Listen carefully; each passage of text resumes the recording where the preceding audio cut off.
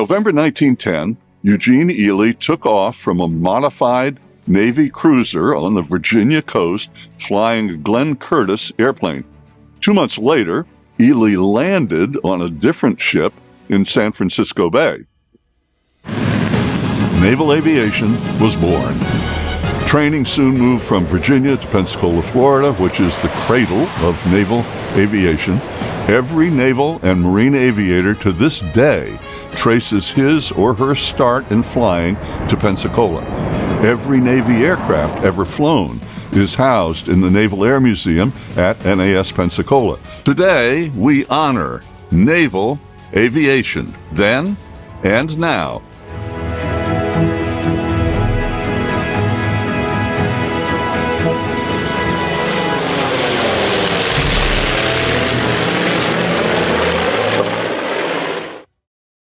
Good afternoon again, and welcome our two guests, please.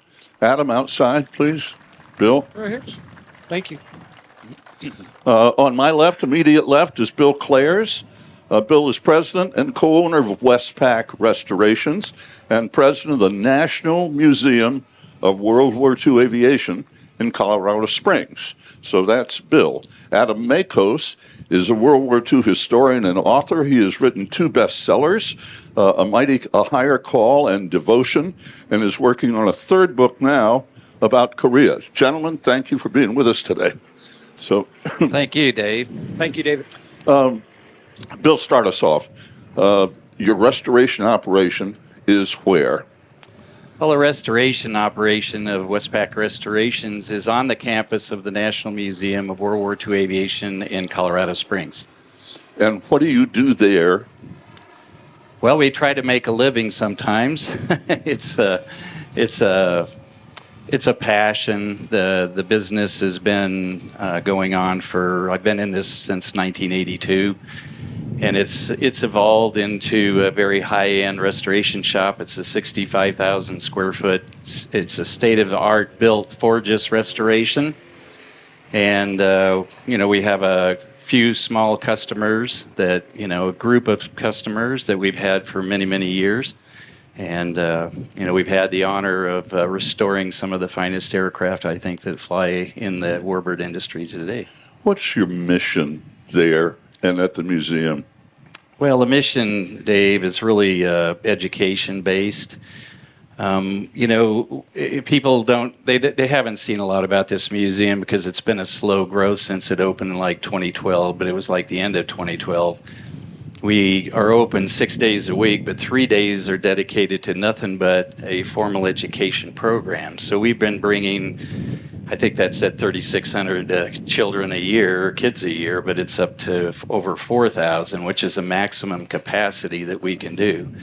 And it's not a deal where the kids come out just to go see cool airplanes and stuff. It's a formal education program where they have 10 to 12 hours in the classroom, and then they come out and we give them a 2.5-hour capstone project where they apply STEM education in a World War II environment, which is a really cool thing to do because of the evolution and everything that transpired in World War II in science and technology engineering, advancing. It's really neat. And what it does is you create a STEM program, and because you're not really teaching World War II, but in the environment that you put it in, we're exciting kids because it's really not taught in a lot of the schools today. How much are you seeing an effect on these young people, or is it too early to tell? No, we actually we have a very, very great program, and it's measured every day. I mean, before the kids come in, we'll take a program and we'll ask them how they feel about certain things in science, technology, engineering, math, and history. We keep throwing the history in there. Wow. And then you take that after they go through the formal education, and when they come to the museum, then we'll take another exam with them. And then we'll take, after they go through the final capstone program, we'll watch what they do. And then about a month or two later, we recapture that again. So we see if not only are you creating a movement of the needle, but is it staying with them? And we've learned over the years that we can bring kids out of the classroom, bring them in, excite them about history and aviation. That's the passion we're trying to do, drive for a career in aviation. But then when you take them and put them back in a room with the same teacher and four walls, it goes away because you haven't given them a continuum program. And so the museum has gone through several different things, creating a continuum program. The new campus will not only allow them to go through and then go into the volunteer program, but then we're building a new facility right now, which we have funding for an 80,000 square foot building. We have half of that funded. It allows us now to do 5 days of education, along with 5 days of the museum being open. So now we're going to see a bigger amount of people coming through, but when they get through, you have to give them the place to go. So now we're putting in a full-blown A&P school alongside with another flight program, which is the next one that we'll be doing. So you capture the kids because the museum is an inspiration point. That's what it is. And you grab them, but you got to keep them moving forward. So the programs that we're now producing allows those kids to continue on to see if that's really a career path that they want to do. Are you getting any feedback at all from the teachers when these young people go back to school? Are you learning anything from the teachers about these kids? Well, I'll tell you that really the hardest thing in the whole program isn't so much the kids, it's the teachers themselves. You know, you're looking at teachers that are in their 20s to 30s, is China the average of bringing them in, and I a lot of the programs because I kind of help implement it and put it together. And I actually had a teacher ask me one day, she's going through the education program, teaching the teachers, and she stopped, she says, "Bill, can you tell me what World War XI was?" And I said, "Well, young lady, as far as I know, we only had 2 world wars, and I don't think we got past 3, and I'm sure we never made it to 11. But the problem is if you don't educate the teachers, right. The teachers are afraid to bring kids out because the kids ask them a question and they can't answer it. It's 70 years, but it's so distant right now that it's really a bad effect. I mean, I would never think that 70 years this far that it would become that distant, and that's the problem. So if they lose sight of history, you're going to recreate it. It's going to come back, and they're not going to have it. So you're bringing the teachers in to actually teach them before you bring the kids in? Actually, the first year that we did the program, we brought them in, and they had to go through a formal program. Now, now that we are actually doing it online. So that's allowed us to get a broader base, and it keeps moving. And we're piloting in a program that we can actually use throughout the country so that other museums don't have to go through the same pains that we've had to go through trying to figure out the system. And it really works good. We've got it so good right now that we have one of the major A&P schools is actually coming in and teaching kids in socially depressed areas within the Colorado Springs area, and they're kids that might not ever get it through a GED. And now what they're doing is they're creating a career path for these kids where the teachers are actually going in and teaching 4 days in the school, and they're taking the curriculum that they have to have, and they're measuring it and changing it into what you would need to get an airframe and power plant license. The FAA has then granted us what they call our articulating agreements. So the kids are getting the inspiration to get a career. They are also getting articulating agreements that the time they spent in 10th, 11th, and 12th grade applies to their A&P school. So, you know, if they do go to that final career as a mechanic, then they're going to get a huge reduction in what it costs, and they're going to have a career. And again, now you don't have to teach the teachers; you got to go teach the parents, because in areas that are quite depressed, we're finding that the parents are a little nervous of what's going on. But you're taking kids that would never make it through high school now. They've been given a career path. And in Denver area, 3 years in a major out there, you could be close to 6 figures. So you're taking kids that might not ever get out of high school and given them a life, given them a career path. So it's a really successful program, and it's in the pilot stage, but it's been working. To what extent has your program perhaps become a role model for other museums and restoration facilities around the country? Well, and that's what we would like to do. We'd like to be able to package this and take associations with other museums that are trying to do the same thing in their area. I mean, it took a long time. We've worked on this program for 10 years. Right. What does the term national museum mean? And you are a national museum. We were honored in December of last year by the Congress of the United States and the Senate.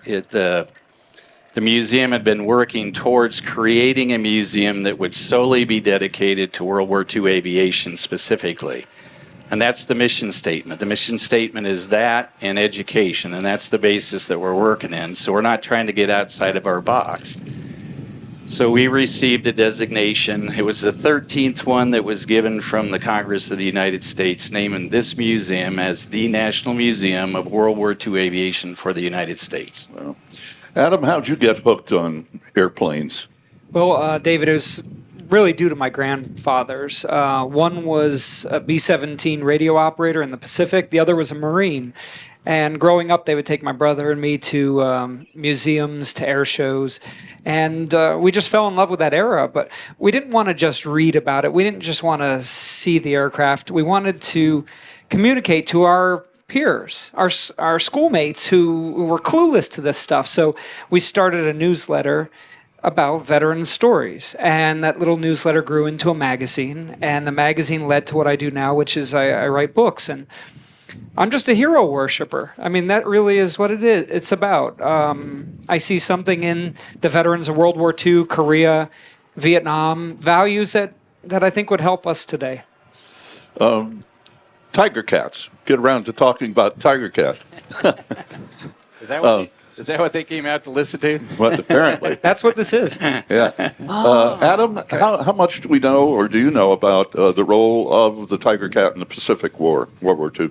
Well, the Tigercat arrived almost too late. I say almost because it got there the day before Japan surrendered. So, it's technically a World War II veteran. It was developed in 1941 all the way through the war. So, yeah, it's a World War II plane, but it really got it earned its name in Korea. And it's such an appropriate aircraft for the Korean War. There's these similarities when you see Korea is just this unknown war. When you see a veteran with a Korean War ball cap, a lot of people don't know, what were those battles about? Where did he fight? All we know is MASH. I mean, that's really the standard for the Korean War. It's not very good. And it's the same way with the Tigercat. What was its use in Korea? What did it do? Yeah. This was a night fighter primarily, and it was put to use in these interdiction missions, basically cutting the supply lines of the communist forces. A lot of people thought that this was the jet era. An aircraft like this would have been completely obsolete. There were people that talked about abolishing the U.S. Navy at that time. Where did that come from? It came from the GDP, mostly, of the United States. At the end of World War II, we were spending 40% of our GDP fighting that war. And after the war, we had to cut back. And Truman went crazy, and he started just hacking programs. So we went from having 98 carriers down to 15. And there were people that were saying we should have 0 because the atomic era was upon us. So if you're going to fight every battle... They were really talking about abolishing the Marine Corps and the Navy? Yeah. Why would you ever need an amphibious assault ever again when you have the atomic bomb? Why do you need an aircraft carrier? It can't accommodate a long-range bomber. So they said, let's make the Navy into cargo ships. Let's make the Marine Corps part of the Army. And we don't need planes like the Tigercat because, we're going to have these F-80s and these F-9Fs and the jets. But they found out that when they actually got into the combat in Korea, there were a lot of things the jets couldn't do that this machine could step up and do. What were the other weapons primarily in the Korean War besides this airplane, and how long did it last in terms of being used in Korea? Well, the We were really caught flat-footed, and they were scrambling. So they brought Mustangs, P-51s, F-51s up from Clark Field in the Philippines. The Valley Forge carrier with its Corsairs was rushed into the theater. They were gathering up Mustangs from the Air National Guard units stateside. They even had to go to Germany, to the depots there, to get iron bombs to fight the war in Korea. We were so unprepared. But those aircraft came in, and they held the line. They prevented the Allied forces, the Americans and the South Koreans, from being pushed into the sea in the summer of 1950. And in the process, they annihilated the North Korean Air Force. And they stepped up and they showed that, for example, these F-80s, these jets over in Japan, everybody thought they're going to save the day. Well, they couldn't fly out of the muddy Korean airfields. And by the time they made that flight across the Sea of Japan, they'd used up so much of their fuel that they couldn't loiter very long. Whereas the Corsairs and the Mustangs, they just put them down onto Korean soil and they went to battle. The P-47, however, was left home due to those budget cuts after the war. And also due to the idea, what was a P-47 good at? It was good at tactical air support. It was good at smashing tanks and so forth. Well, who's going to need that in the atomic era? You know, they just wrote off the P-47 altogether. So they didn't have enough parts or planes to really get involved in the Korean War. So in the early days, it was the World War II stalwarts that carried the weight. Was there any kind of a stalemate in Korea? There was, and it happened. We thought we were going to win that war. We thought we were going to have it over by Christmas. And the Chinese kept saying, if you come close to the Yalu River, we're going to jump into this thing. Because China never wanted to see a democracy on their border. They never wanted to see a unified Korea. And that was their big fear. And MacArthur downplayed. He said, we're going to drive the North Koreans across the border. We're going to unite the country. And the Chinese ambushed us. And basically, air support allowed our forces to pull back to the 38th parallel, back to the starting point, basically. And the war became a static sort of war of attrition. And during that time, the Tigercats, of course, would go behind the lines. They were very useful for smashing bridges, and also for smashing these narrow gauge railroads, because the jets with their bombs couldn't get slow enough. They couldn't be accurate enough. Their speed was too much. So these guys were great at smashing enemy supply lines. And another place they came really in handy, when you're fighting this war of attrition, at night the North Koreans would send over their washing machine Charlies, bed check Charlies. They were little Russian PO-2 biplanes. And these biplanes had been used in World War II by the Russian Night Witch pilots. They would harass the German troops. They were female pilots. And so the North Koreans took that out of the Russian playbook, and they would send these biplanes over. They'd load them up with 5 100-pound bombs. The little thing could only, coast along at 95 miles an hour. And they would harass our troops up and down the DMZ there, the 38th parallel. And so it doesn't sound like a big deal, but when this plane comes over, the searchlights come on, the anti-aircraft starts firing, the sirens start wailing, the guys in their foxholes and trenches try to shoot because they're trying to search for this plane in the dark. It succeeded in keeping our guys from sleeping, wearing them down. It was stressful. You didn't know if that bomb was going to fall on your head. And ultimately, they needed a plane that could deal with those guys. And the Tigercat, fighting at night, using its radar to track down these slow-moving biplanes, it could do what the jets couldn't. Because some of these jets, the F-94 and so forth, their stall speed was 110 miles an hour. And this little biplane is motoring along at 95 miles an hour. And so you have stories of jets stalling out, squadron commanders getting themselves killed, trying to take out these little biplanes. You have stories of guys actually hitting the biplane and then flying into the wreckage in their jet because the speed differential was so much. So this aircraft was able to navigate through the darkness, get to the right speed, and fight those little washing machine Charlies, piston engine on piston engine. How many human stories have you pulled out of Korea that you've written about? Well, I focused on one in particular. It was an incredible Navy story, that branch of the service that shouldn't have existed at that time. It was a story of Tom Hudner and Jesse Brown, two Navy pilots. Tom was from the country club scene of New England, and yet he wanted to fly for his country. Jesse Brown was a sharecropper's son from Mississippi, and he went on to become the first African-American naval aviator. So they were very uncommon wingmen for 1950. And they went overseas, and they were fighting to save our Marines at the Chosin Reservoir battle. That battle where the Chinese jumped into the war, caught us by surprise, and suddenly the 1st Marine Division is surrounded in far North Korea. And they called them the Lost Legion. And back home, the newspapers were preparing the American of an entire division. I mean, imagine that if you woke up and news from Afghanistan, there's an American division encircled and about to be destroyed. That's what people were facing in November and December 1950. And our heroes, Tom and Jesse, went in with their Corsairs, and they delivered this air support that allowed the Marines to escape, to live, to fight another day. But in doing so, Jesse Brown was shot down behind enemy lines, crash landed on a mountaintop. And the amazing thing about this, and why I say it's the one story I've just dwelled on, I wrote a book about, Tom Hudner did an incredible thing that day. His friend Jesse was trapped in his aircraft. He couldn't get out. He was in the snow behind enemy lines. Enemy troops are moving toward him. And Tom Hudner knew Jesse had a wife back home. He knew he had a 2-year-old daughter. And he's about to watch an American pioneer die far from home. And Tom Hudner did something that has never been done since. It had never been done before. He said, "I'm going in." And everyone else thought, what is he talking about? And Tom Hudner took one of those Corsairs, and when you walk around and take a look at him, it's a big machine. And he took it and he put it down on the mountainside. He basically made a carrier landing on a mountain alongside of his friend Jesse Brown. He got out into that snow to try to save his friend's life. And he earned the Medal of Honor for that. We lost Jesse Brown that day, but those two men gave us an example that has resonated through the decades. What's the legacy of all those who fought in Korea? I think the legacy can best be seen at night. When the satellites take pictures of the Korean peninsula, the northern half is dark, it's black. And the southern half is full of light, and it's the lights from cities, it's lights from towns.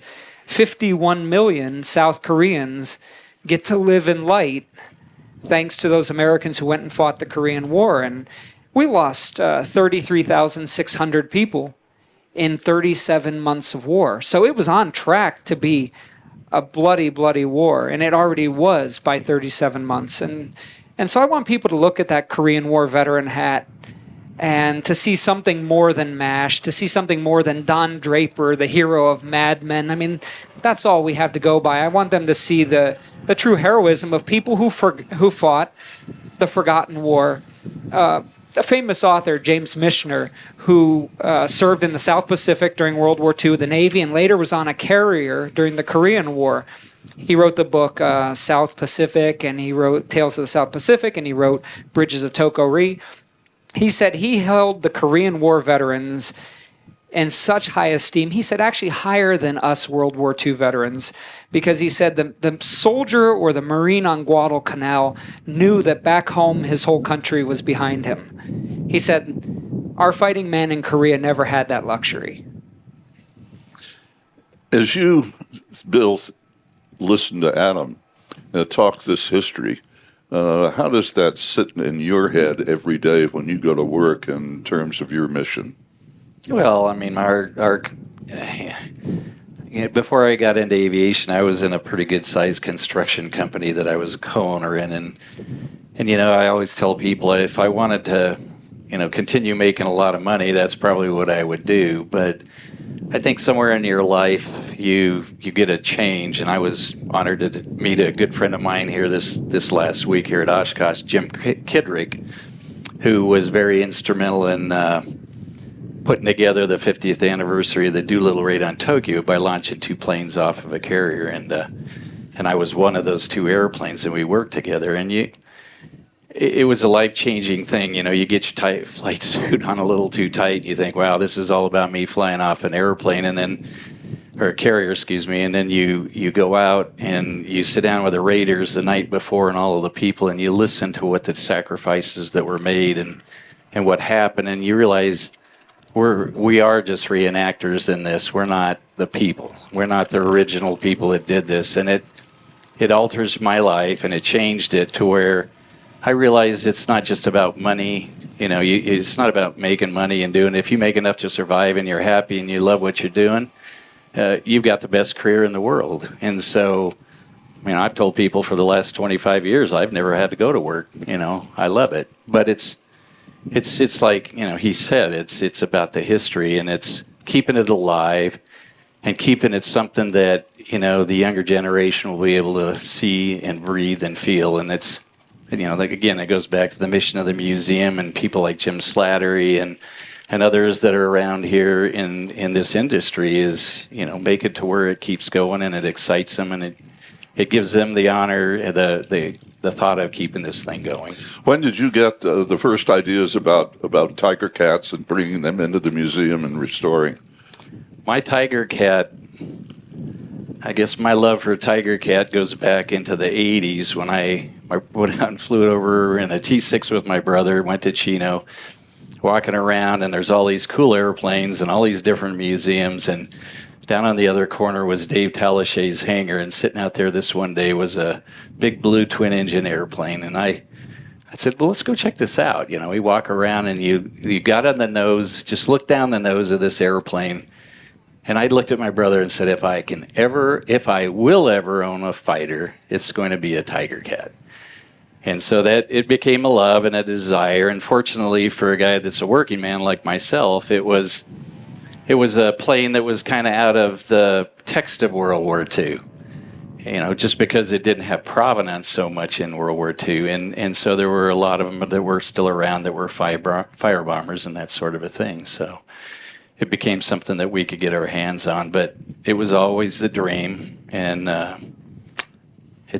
I'll tell you what, it's the most awesome airplane I have ever flown and I will ever fly. How many of these were built? And I don't remember the exact number, but you're the historian, so tell us. Around 370. I think it was like 367. Right. It was a test. Yeah.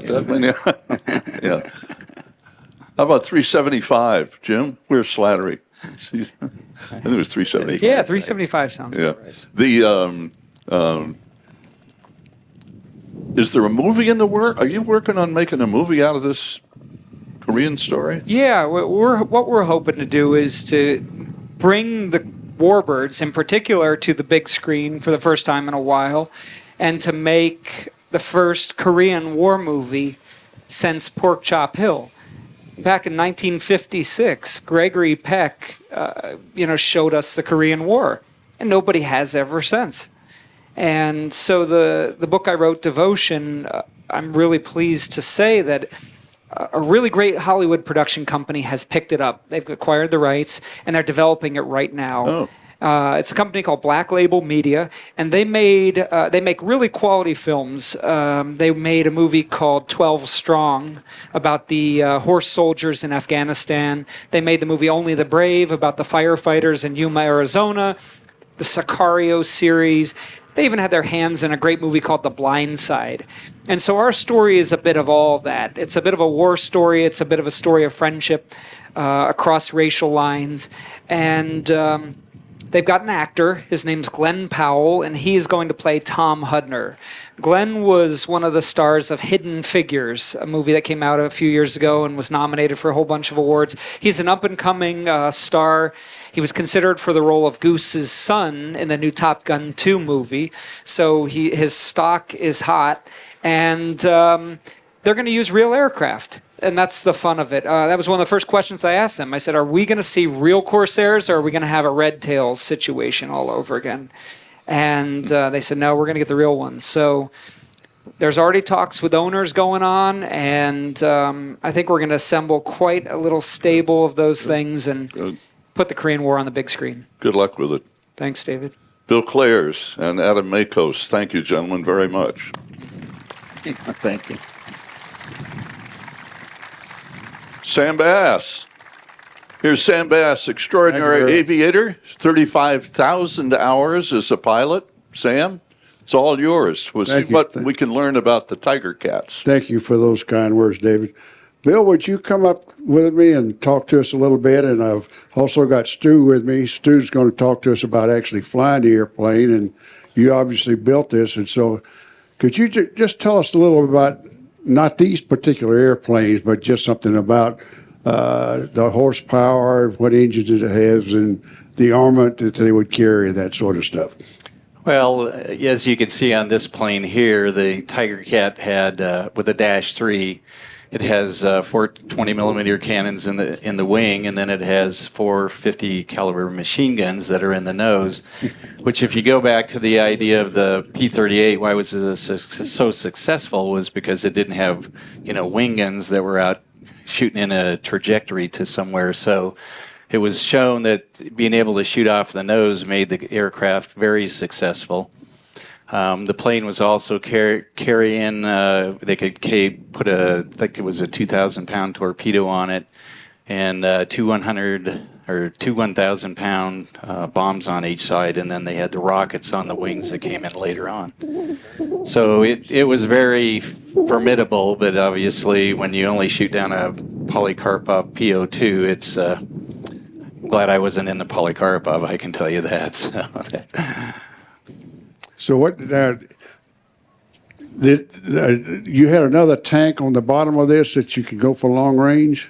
Well, yeah, what you see here is a configuration. We did this on purpose, so you can see the two 150-gallon drop tanks, and on this one you see a 300-gallon drop tank. The plane was actually capable of carrying 1,200 gallons of external fuel. It could have 2 300s and one on the belly, although they said probably you shouldn't carry that much. But this plane was really built and came out as a carrier-based airplane. It was going to be an intercept plane for the kamikazes.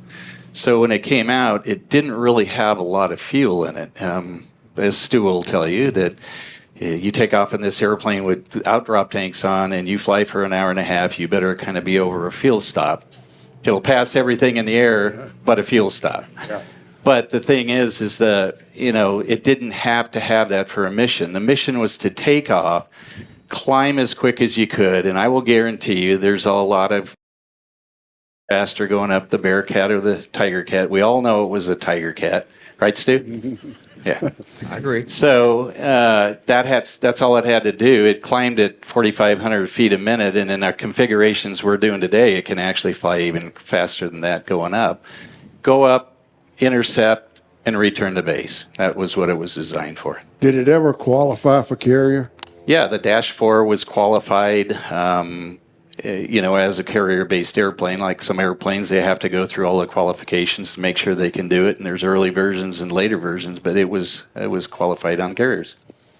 Folks, this is Stu Dawson. He's qualified in a number of military aircraft, and so I'd like for you to compare flying this airplane and you've flown the B-26. Compare the two. Well, this airplane, it's got a lot more get up and go than a B-26 as far as acceleration and getting in the air. This airplane will get in the air. There are two different type wings. You've got, the big old thick wing on this thing, and then you've got the laminar flow on the B-26. So this airplane will climb a lot quicker. The A-26 or B-26 will outrun this aircraft on top end, but as far as doing maneuvers and everything, they won't even touch this.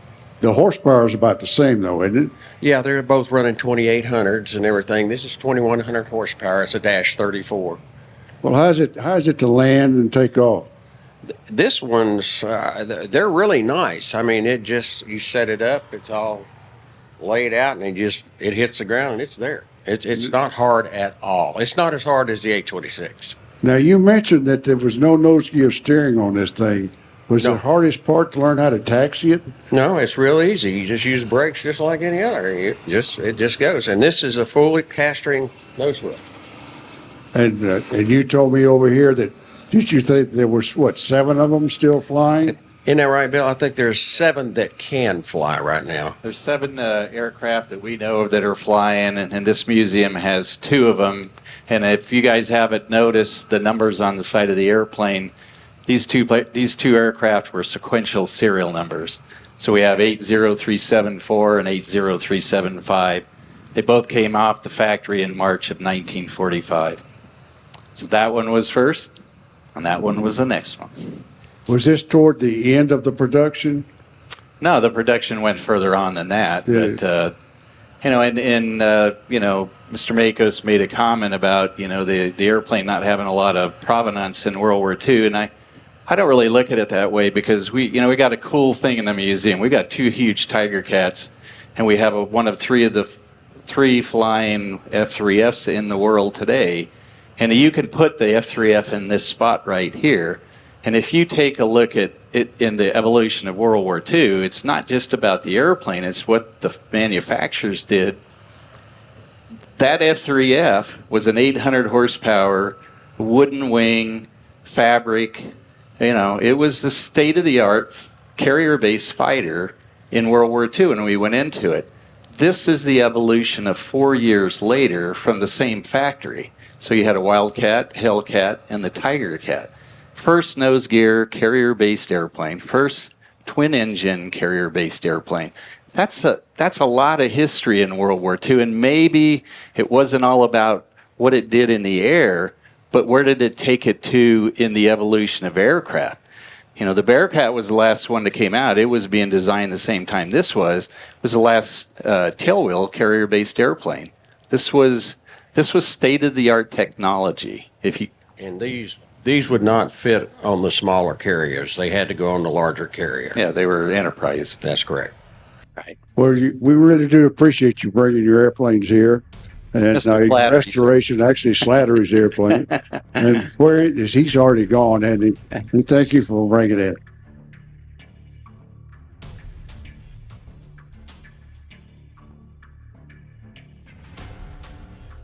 The Navy's first ace was Naval Aviator number 85, David Ingalls, in 1918. Flying a British Sopwith Camel for the RAF, he shot down 5 German airplanes in 6 weeks. Plane design and production proceeded unstopped for the next 20 years, and by World War II, naval aviation had become a power to defend our way of life, particularly in the Pacific Theater, after the surprise Japanese attack on Pearl Harbor, December 7, 1941. Just 4 months later, in April 1942, Jimmy Doolittle led 16 Army Air Corps B-25 bombers from the Navy carrier Hornet in a daring raid. They accurately and successfully bombed targets in Japan that sent a strong message to the Japanese leadership.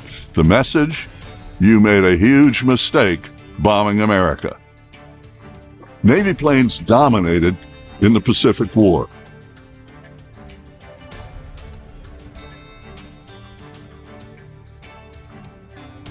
Fighters: the Grumman Cat series, the Wildcat, the Bearcat, the Tigercat, and the Hellcat. Hellcat pilots shot down over 5,000 Japanese airplanes in the Pacific. The late Alex Vashu, the Navy's 4th-ranking ace, said that he loved his Hellcat so much that if it could cook, he'd marry it.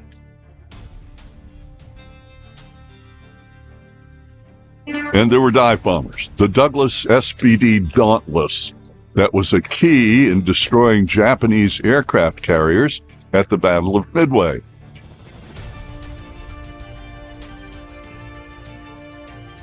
And the Helldiver that replaced the Dauntless. There were PBYs and the Kingfisher spotter and rescue planes, and of course, the 400-mile-per-hour Corsair, and the TBM Avenger torpedo bomber. The Avenger flew its first combat in 1942 at the Battle of Midway.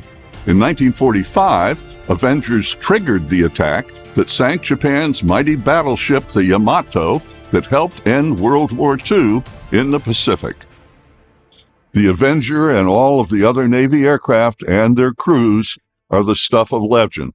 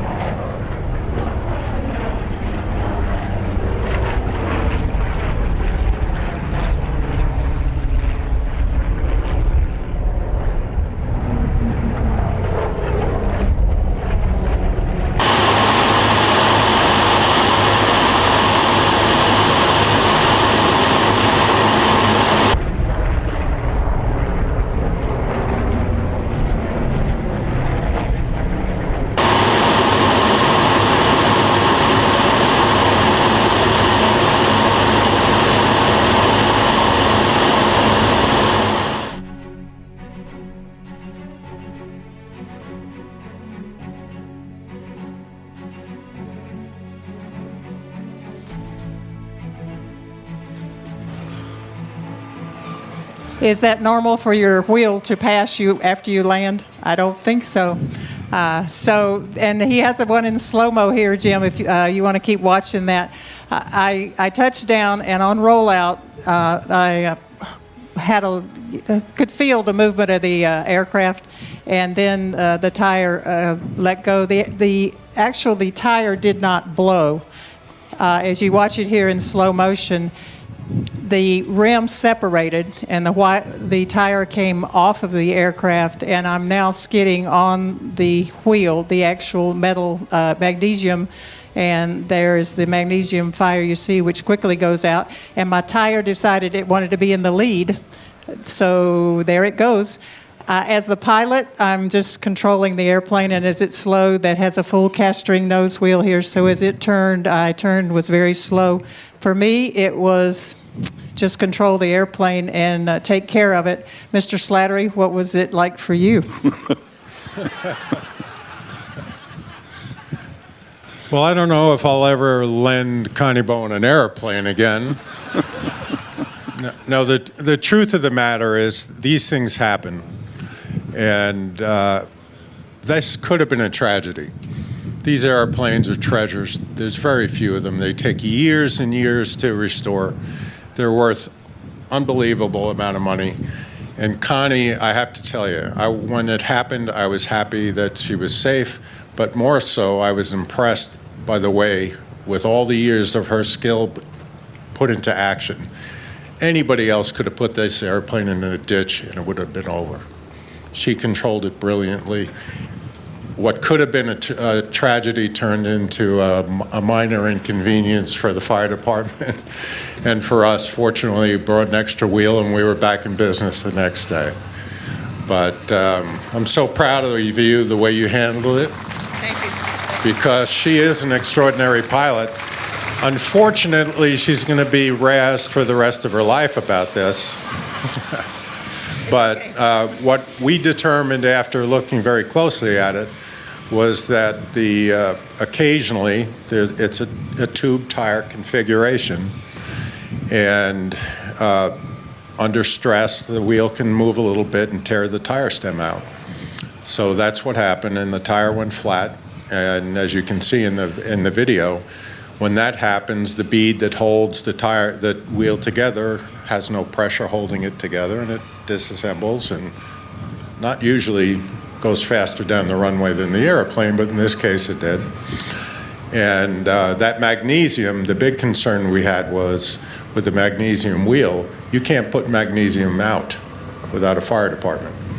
So we were the lucky thing was that the wheel went out, did not catch fire, the airplane did not catch fire. But the biggest danger, once again, was that this could end up in a ditch, and you did a great job.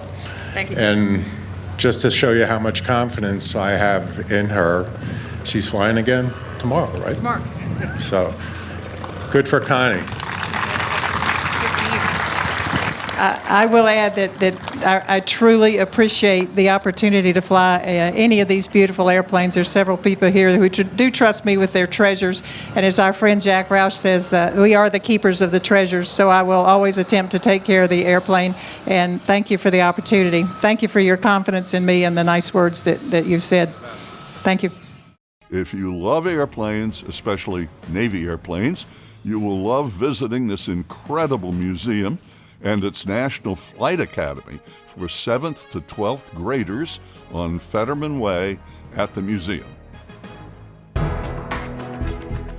For plane lovers, another mesmerizing aviation museum with scores of warbird aircraft is the National Museum of World War II Aviation in Colorado Springs. Besides the remarkable airplane restoration efforts there by Westpac Restorations, the museum has created an amazing STEM education program for young people from K through 12 that includes World War II aviation history. The program continues to inform 3,600 students each year at no expense to the schools that teach the program. The idea, of course, is to help ensure that new generations of young folks will explore and support aviation for decades to come. WestPac, in fact, restored one of the Tigercats that we feature today.